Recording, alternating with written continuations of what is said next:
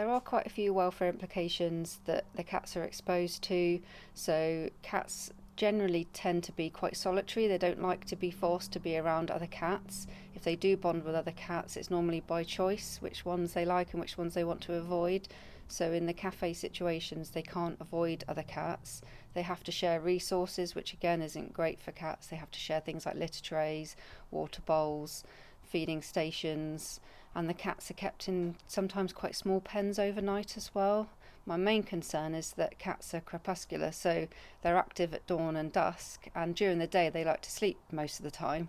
So when they're in cafes, they are constantly being woken up by people and wanting to be stroked and things like that. So they don't get a very good rest, which have had implications and cause quite a bit of stress on cats. I think it's quite concerning that they don't have to have so much training. Our animal care assistants have to go through a lot of training and not necessarily have to go to college and get qualifications, but it's important to know the basics of animal care and also the behaviour, because people tend to think about just feeding and cleaning and litter trays, but cats are quite intelligent creatures and they are quite difficult to manage when there's lots of cats in the one place, to make sure that you've got environment enrichment for them, which is massively important. I think they have become quite popular over the last few years because people can't necessarily afford to have their own pets, so they want that interaction with cats.